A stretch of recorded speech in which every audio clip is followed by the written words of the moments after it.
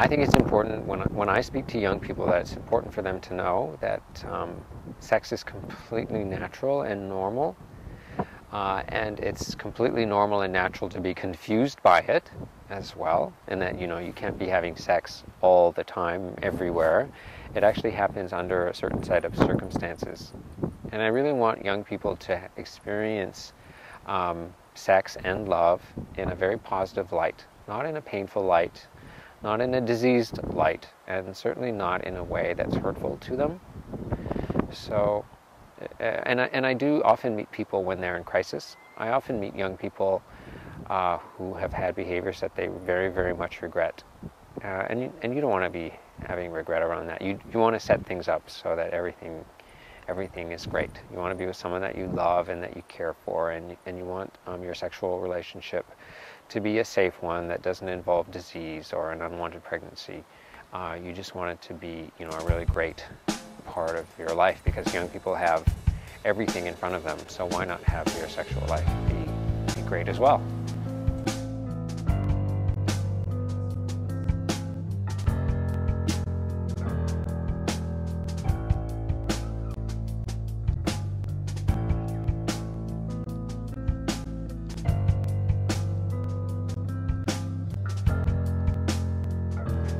I'd like to speak with somebody. Okay, have you been here before? No, I haven't been before. No, I haven't. Okay, how about I'll get you to fill out a form. And you need to fill out the front and the back also, and I'll have somebody with you. Can you do that in the waiting room there? Okay. Okay. Thanks. And you need to fill out both sides, the front and the back here. Okay. And then you can go into the waiting room there. Okay, then I'll have somebody come with you, seeing you in a few minutes. So can you Okay. wait in the waiting room there? Sure. Okay.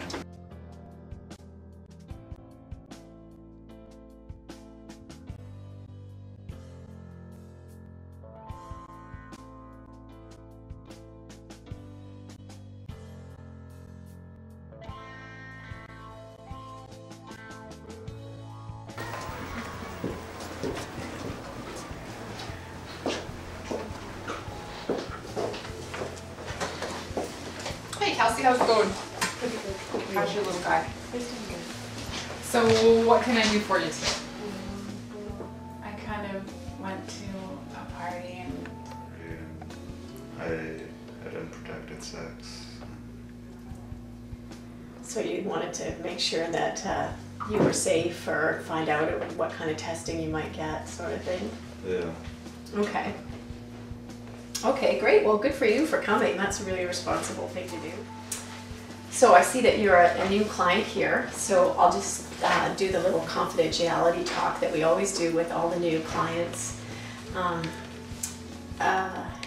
So here at the Youth Health Center, everything is confidential. We don't tell anybody anything outside of the Youth Health Center.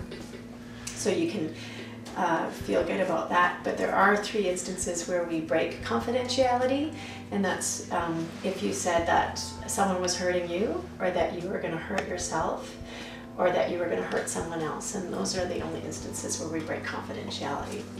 So I see that you've signed that. That's great, and I'll just sign it too as a witness. Natasha, have you ever had an STI? there, I have, and I was almost on my medications. Oh, And I okay. I was somebody at the party. Oh, okay. So, was it chlamydia that you were getting treated for? Oh, Yeah. okay.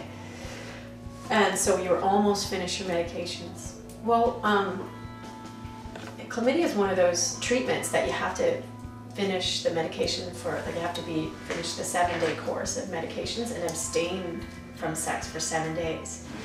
So that person that that you had unprotected sex with may have come in contact with chlamydia and may have the infection. So you had unprotected sex recently, or Yeah, recently. like 2 or 3 days ago, sort of thing? Yeah, Yeah. somewhere there. Okay. Do you know for sure if it was vaginal, anal, or oral sex, or all 3, or It was vaginal. vaginal unprotected sex? Okay. Well, that helps to find out about what your risks are. So I'm thinking probably you'd like to talk about some plan B. Okay, and in terms of preventing some pregnancy, okay. So we'll just go through some information about that. As far as pregnancy tests go, we could do a test today if you'd had unprotected sex a little while back. We could certainly do one today, but you have to be at least 2 weeks pregnant before the hormone will show in your urine. So we could certainly do one today, but if you want to come back in a week or so, we could certainly do another test, and that would, yeah. So if it was a week ago that you had unprotected sex, then a week from now would give us a good indication. And just before you go, I just wanted to ask, you were saying that you'd been told you had an STI. I'm sure they told you to abstain for at least 7 days or so. And I know you're a good person, but what's happening with you these days that you would be having such risky behavior? I don't. There's just been a lot of stress at school. I just had a recent breakup with my boyfriend, and it's all just feels like too much right now, I guess. Yeah, really overwhelming. Yeah, wow. Well, I guess this might be a bit of a wake-up call for you, and maybe it's time to start looking after yourself a bit better. And you're a great person, beautiful girl. You should care for yourself, and maybe take some time to get some fresh air, get some exercise. And the tests for those infections are really easy. All you have to do is pee in a cup. It's not like it used to be where you had to get a swab up your urethra. Now all you have to do is pee in a cup, so that's great.